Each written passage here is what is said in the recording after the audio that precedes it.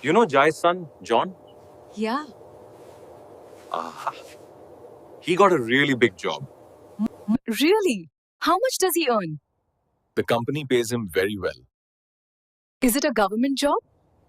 Yes, it's a government job. Well, good for him. His life is set now. What's your name, young fellow? I am Saroj. What degree do you have? I don't have any degree. So, what are you planning to study next? I don't want to study anymore. Then what do you want to do? Do you want to work as a laborer? If you don't study, how will you get a job? I don't want to do a job. I want to do something else. What do you want to do, son? If you don't get a job, how will you move forward? I want to build technology that can make humans immortal. If people never die, how would everyone even fit on Earth? The population would explode. It's not like Earth is the only place to live. We could move humans to other planets, even other solar systems. Or we could create artificial planets. Son, you can't do anything without education.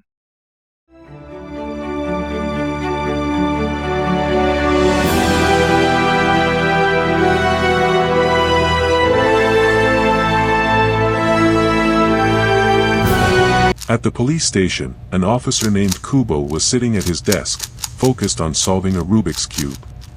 Suddenly, a female officer called out, "Sir, police drone 20 just went offline."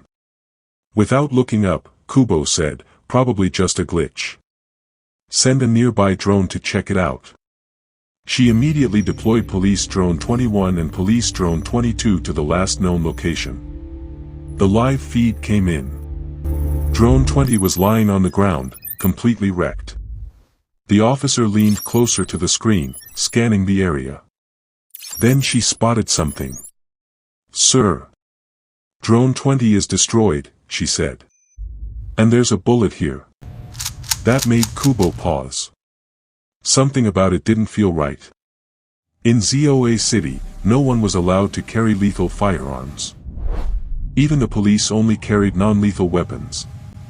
They could knock someone out, but they weren't allowed to kill. Kubo and his junior officer arrived at the scene where Drone 20 had gone offline. They stepped out of the car and put on their specialized police helmets, designed for crime investigation and field operations. Drone 20 was still lying there, broken. Drones 21 and 22 hovered above, scanning the area. Kubo looked around, studying the scene carefully. "The shot came from above," he said. He then called the female officer. "How high was the drone flying when it went offline?" "About 15 meters, she replied. Kubo looked up at the surrounding buildings, quickly doing the math in his head. "It was fired from the rooftop of Building XA, he said. After taking a look around, the junior officer placed the drone and the bullet into an evidence bag. The two officers then headed up to the rooftop. They searched the area, but found nothing. The junior officer asked, "Should we question the residents?" Kubo shook his head. "It's already 10 p.m. Most people are asleep. No need to wake anyone." At that same time, Saroj was in his room, watching a movie on a virtual screen. The next day, Kubo returned to Building XA with his team. They questioned everyone in the building, but no one had seen the shooter. One officer checked the security cameras, but the power had gone out at the time of the incident. They searched again, but still came up with nothing. Kubo started suspecting outsiders, people who weren't residents of Zoa City. Crime there was almost non-existent. Most of the younger generation had probably never even seen a real bullet or a lethal weapon before. The police team immediately started checking all the foreigners in the city. It was easy to identify them, because anyone who entered Zoa City from outside was required to wear a bracelet. The bracelet could only be removed when the person left the city or officially became a citizen of Zoa. The lock on it could only be opened by border officers. If anyone tried to break it or tamper with it, the police would get an instant alert. The bracelet also had GPS, so the government could track every foreigner's live location. On top of that, it could even be used to contact them directly. By the time the police finished checking all the foreigners, it was already night.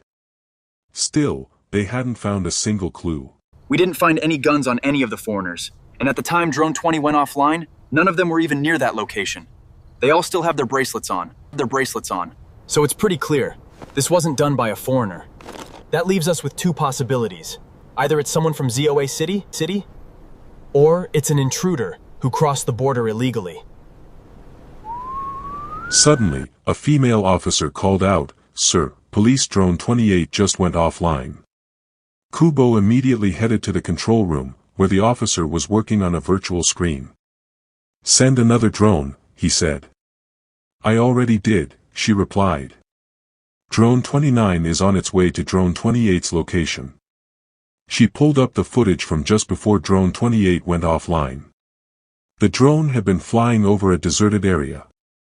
Then something came into view, a large box lying on the ground. From inside the box, the barrel of a gun was clearly visible. The full gun or the shooter wasn't visible.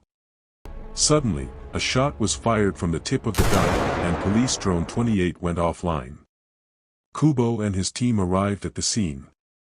It was a deserted area, with no one around. They found drone 28 lying there, completely damaged. The large box was still there too, but now it was empty.